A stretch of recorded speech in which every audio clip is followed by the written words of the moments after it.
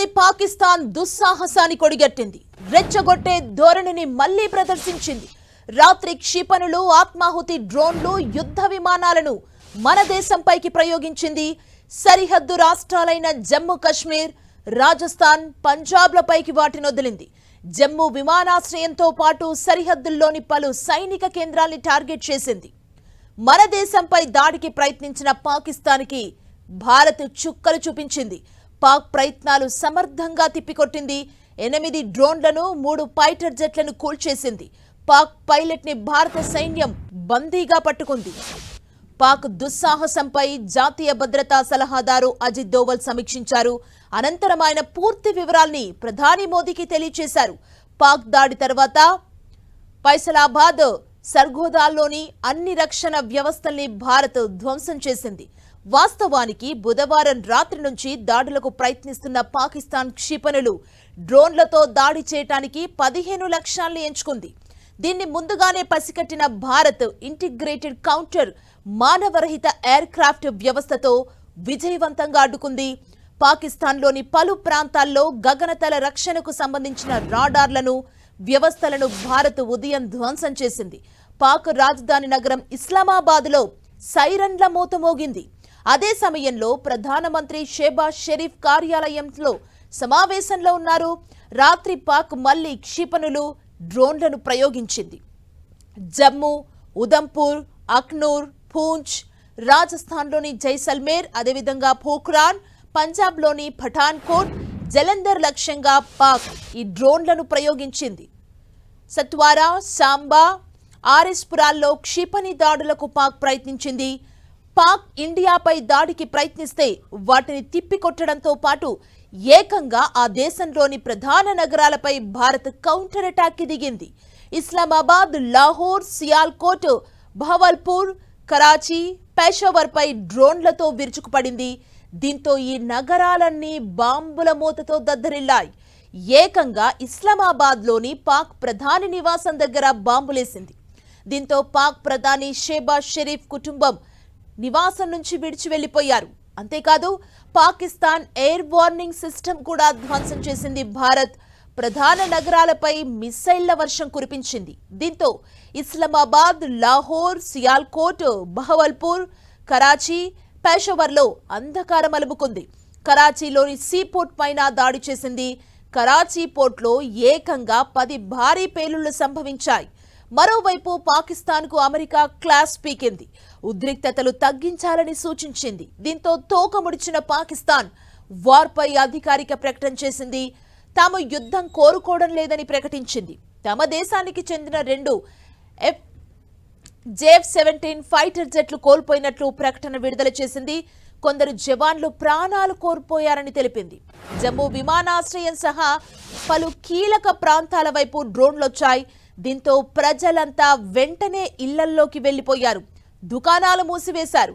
గగనతల రక్షణ వ్యవస్థ ఈ డ్రోన్లను విజయవంతంగా అడ్డుకొని కూల్చేసింది. జమ్మూ సిటీలో విద్యుత్ సరఫరాను అధికారులు నిలిపివేశారు. కమ్యూనికేషన్ వ్యవస్థలు మూగబోయాయి. జమ్మూలో పలు సైనిక కేంద్రాలున్నాయి. విమానాశ్రయం వద్ద భారీ శబ్దాలు వినిపించాయని స్థానికులు తెలిపారు. జమ్మూ యూనివర్సిటీకి సమీపంలో 2 పాక్ డ్రోన్లను భారత్ ధ్వంసం చేసింది. ఉరిలో పౌర నివాసాలే లక్ష్యంగా పాక్ దాడులకు తెగబడింది. జమ్మూ కశ్మీర్లో ఉగ్రదాడులు చేయాలని టెర్రరిస్టులకు పాక్ ఐఎస్ఐ సూచించింది. దీంతో అనంతనాగ్లోని ఖండ్రూలో ఉన్న ఆయుధ డిపో వద్ద పేలుళ్లకు వారు పాల్పడినట్లు సమాచారం. తాజా అప్డేట్ మా ప్రతినిధి కిరణ్ మనకు అందిస్తారు. కిరణ్,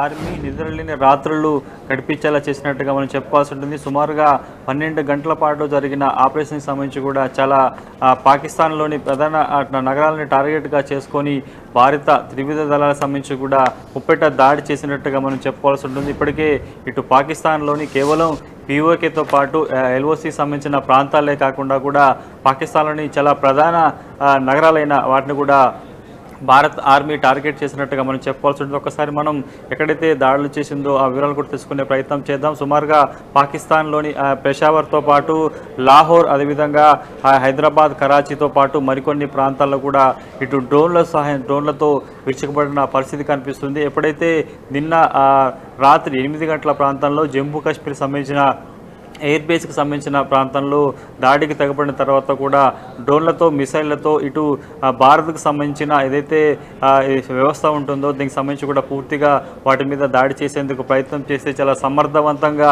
గంటల వ్యవధిలో తిప్పికొట్టి ఆ తర్వాత కూడా పాకిస్తాన్కి కోలుకోలేని దెబ్బ కొట్టినట్టుగా మనం చెప్పాల్సి ఉంటుంది. వెంటనే ఇటు పీఓకేతో పాటు అటు ఎల్ఓసి ప్రాంతాల్లో కూడా పూర్తి స్థాయిలో ఇటు పాక్ మీద విరుచుకుపడినట్టుగా చెప్పుకోవాల్సి ఉంటుంది. కనురెప్ప మూసే లోపల కూడా కొన్ని డ్రోన్ల సహాయంతో కూడా మెరుపు దాడులు చేస్తున్నట్టుగా మనం చెప్పుకోవాల్సి ఉంటుంది. ముఖ్యంగా పాకిస్తాన్కి గుండెకాయన ఇస్లామాబాద్తో పాటు కరాచీ వంటి ప్రధాన నగరాలను టార్గెట్గా చేసుకొని ఇటు దాడులు జరిగినట్టుగా మనకు తెలుస్తుంది. ప్రస్తుతానికైతే ఇంకా ఇప్పటి వరకు తెల్లవారుజామున 5 గంటల వరకు కూడా ప్రస్తుతానికైతే ఇంకా పాకిస్తాన్ రేంజర్లు కూడా కాల్పులు జరుపుతున్నట్టుగా మనకైతే సమాచారం ఉంటుంది. ఎప్పుడు లేని విధంగా ఇటు ఆపరేషన్ సింధూర్ పేరుతో చేస్తున్న ఈ ఎంటైర్ ఆపరేషన్ సంబంధించి కూడా ప్రస్తుతానికైతే విజయవంతం చెప్పుకోవాల్సి ఉంటుంది. ఇక నిన్నటి పరిణామాల నేపథ్యంలో ఖచ్చితంగా పాకిస్తాన్ తన కక్ష తీర్చుకునేందుకు ముందుగా భావించింది. దీంతో పాటు భారత సరిహద్దు ప్రాంతాలకు సంబంధించిన రాష్ట్రాలకు సంబంధించి కూడా ఇప్పటికే ప్రభుత్వం అలర్ట్ చేసింది. ఎప్పుడైనా కూడా డ్రోన్ల సహాయంతో పాకిస్తాన్ విరుచుకుపడే అవకాశం కనిపిస్తుంది, మిసైల్తో దాడి చేసే అవకాశం ఉన్నట్టుగా పక్కా సమాచారం అందుకున్న ఇండియన్ ఆర్మీ కూడా ప్రస్తుతానికైతే ఇటు పాకిస్తాన్కి సంబంధించిన 13 డ్రోన్లతో పాటు 8 మిసైళ్లను కూడా నేలమట్టం చేసిన పరిస్థితి కనిపిస్తుంది. ఇక దాడుల్లో 3 ఫైటర్ జెట్లకు సంబంధించిన కూడా కూల్చినట్టుగా మనకైతే సమాచారం. ప్రస్తుతానికైతే కోలుకులోని దెబ్బను కొట్టినట్టుగా మనం చెప్పాల్సి ఉంటుంది.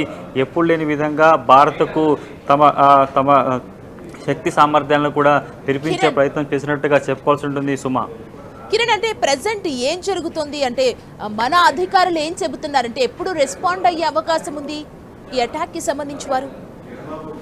కొన్ని గంటలుగా కొనసాగుతున్న ఈ ఆపరేషన్కి సంబంధించి కూడా ఉదయం 9 గంటలకు రక్షణ శాఖ సంబంధించిన ఉన్నతాధికారులు కూడా బ్రీఫింగ్ ఇచ్చే అవకాశం కనిపిస్తుంది. పాకిస్తాన్లో ఏ ప్రాంతాలని ఇటు భారత ఆర్మీ టార్గెట్గా చేసింది, పాకిస్తాన్ ఇండియాకి సంబంధించిన ప్రాంతం ఎక్కడెక్కడ డ్రోన్ను మిసైల్తో దాడి చేసే ప్రయత్నం చేసింది, వాటిని ఎంత సమర్థవంతంగా తిప్పికొట్టే ప్రయత్నం చేశామని కూడా పూర్తి వివరాలను 9 గంటలకు వెల్లడించే అవకాశం కనిపిస్తుంది. ఇప్పటికీ ఇంకా పీఓకేతో పాటు ఎల్ఓసి ప్రాంతాలలో కూడా ఇప్పుడు పాకిస్తాన్కి సంబంధించిన రేంజర్లు కాల్పుల మూతకు తెగబట్టినట్టుగా తెలుస్తుంది. అర్ధరాత్రి నుంచి తెల్లవారుజాము వరకు ముఖ్యంగా పూంచ్, రాజోలి, అదేవిధంగా బారాముల్లా, అదేవిధంగా రాజోలి ఇటువంటి యూరి సెక్టార్లలో కూడా ప్రస్తుతానికైతే ఇంకా కాల్పులకు తెగబడినట్టుగా తెలుస్తుంది. వీటితో పాటు ఆత్మాహుతి దాడుల సహాయంతో కూడా భారత్లోని వివిధ ప్రాంతాలను టార్గెట్ చేసినట్టుగా తెలుస్తుంది. కాబట్టి వారిని సమర్థవంతంగా భారత భూభాగంలోనికి రాకుండా అడ్డుకునే ప్రయత్నం కూడా ఒకవైపు బీఎస్ఎఫ్ జవాన్లు చేస్తున్నారు. అందుకే ధీటుగా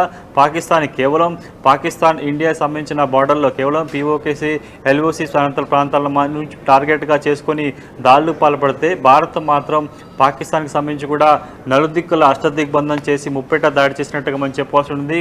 ఆర్థికంగా ఎక్కడైతే దానికి సంబంధించిన విమానాశ్రయాలు కావచ్చు, కొంత పాకిస్తాన్కి సంబంధించిన ఏదైతే దానికి సంబంధించిన అణ్వస్త్రాలు కావచ్చు, కొంత సంబంధించిన వ్యవస్థ ఎక్కడైతే వాటికి టార్గెట్గా చేసుకుని కూడా ప్రస్తుతానికైతే ఇండియన్ ఆర్మీ పనిచేస్తున్నట్టుగా చెప్పుకోవాల్సి ఉంటుంది.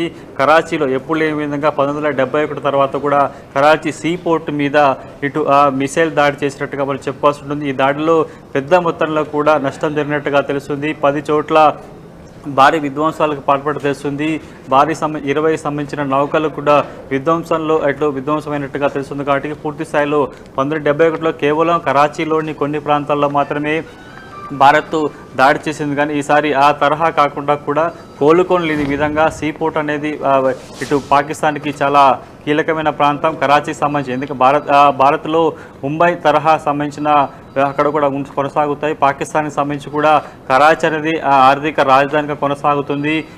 ఇతర దేశాల నుంచి కూడా ఇటు సీపోర్ట్ ద్వారా కూడా అక్కడికి పెద్ద మొత్తంలో వాణిజ్యం జరిగే అవకాశం ఉంది. కాబట్టి అలాంటి వాటిని టార్గెట్గా చేసింది. ఎందుకంటే గడిచిన కొద్ది రోజులుగా కేవలం ఎక్కడైతే ఉగ్రవాద సవాళ్ళకు సంబంధించి వాటిని మాత్రమే ఇటు ఇండియన్ ఆర్మీ టార్గెట్గా చేస్తుంది. కానీ నిన్న రాత్రి చోటు చేసుకున్న పరిణామాలు ముఖ్యంగా భారత వైమానిక స్థావరానికి సంబంధించి కూడా టార్గెట్గా చేసుకొని క్షిపణులు అదేవిధంగా డ్రోన్ల సహాయంతో కూడా దాడి చేసే ప్రయత్నం చేసింది కాబట్టి వాటిని వైపు సమర్థవంతంగా తిప్పికొట్టే ప్రయత్నం చేస్తూ భారత గగనతలంలో డ్రోన్లు ఎక్కడ కూడా పేల్చివేయకుండా ఆకాశంలోనే వాటిని పేల్చేసి కూడా సమర్థవంతంగా తిప్పికొట్టినట్టుగా చెప్పుకోవాల్సి ఉంటుంది. మనకు అందుతున్న సమాచారం ప్రకారం అయితే సుమారుగా 12 డ్రోన్లతో పాటు 8 మిసైల్తో పాటు 3 ఫైర్ జెట్లను కూడా ఇటు భారత ఆర్మీ కూడా విజయవంతంగా వాటిని కూల్చినట్టుగా చెప్పాల్సి ఉంటుంది. కానీ అర్ధరాత్రి నుంచి 2 గంటల ప్రాంతం నుంచి సుమారుగా 5 ప్రస్తుతం వరకు కూడా ఇంకా పీఓకే ప్రాంతాలలో ప్రస్తుతానికైతే ఇంకా పాకిస్తాన్ కవింపు చర్యలకు పాల్పడుతుంది. పాకిస్తాన్ సంబంధించిన రేంజర్లు కాల్పు జరుపుతున్నట్టు తెలుస్తుంది. చుట్టుపక్కల సంబంధించిన ప్రజలు కూడా తమకి కొన్ని గంటల నుంచి కూడా భారీ శబ్దాలు వినిపిస్తున్నట్టుగా మనకైతే చెప్తున్న పరిస్థితి కనిపిస్తుంది. ఇప్పటికే నిన్నటి పరిణామాల నేపథ్యంలో నిన్నటి ఉదయం నుంచి కూడా చోటు చేసుకున్న పరిణామాల సంబంధించి కూడా ప్రస్తుతానికైతే ఇటు భారత ఆర్మీ కొంత అలర్ట్ అయింది. సరిహద్దు రాష్ట్రాలకు సంబంధించి కూడా ఇప్పటికే కొంత వారిని అక్కడి నుంచి పంపించిన పరిస్థితి కనిపిస్తుంది. ముఖ్యంగా రాజస్థాన్, పంజాబ్, గుజరాత్ వంటి సరిహద్దు ప్రాంతాలు ఏవైతే ఉన్నాయో అక్కడ దానికి సంబంధించి పాకిస్తాన్కి అంత దగ్గరగా ఉన్న ఎల్ఓసి ప్రాంతాలకు సంబంధించి ఏవైతే ఉంటే అక్కడికి ఇప్పటికే కలిసిన పరిస్థితి కనిపిస్తుంది. కానీ ఇంకా చాలా చోట్ల కూడా మిసైల్ దాడులకు తెగబడి తెస్తుంది. ఇక పూర్తి స్థాయిలో కేవలం చైనా సాంకేతిక పరిజ్ఞానంతో కూడా భారత్ మీద దాడికి తెగబడిన పాకిస్తాన్కి సంబంధించి కూడా వాటిని పూర్తి స్థాయిలో కూడా ధ్వంసం చేసే ప్రయత్నం చేస్తుంది. కాబట్టి ఇక గత్యంతరం లేదు. ఇప్పటికే పూర్తి స్థాయిలో పాకిస్తాన్కి సంబంధించి ముప్పేట దాడి భారత్ చేస్తున్న నేపథ్యంలో కూడా భారత్ను అస్థిరపరచాలంటే కూడా ఆత్మాహుతి దాడులు చేయాల్సిన అవసరం ఉంటుంది. కాబట్టి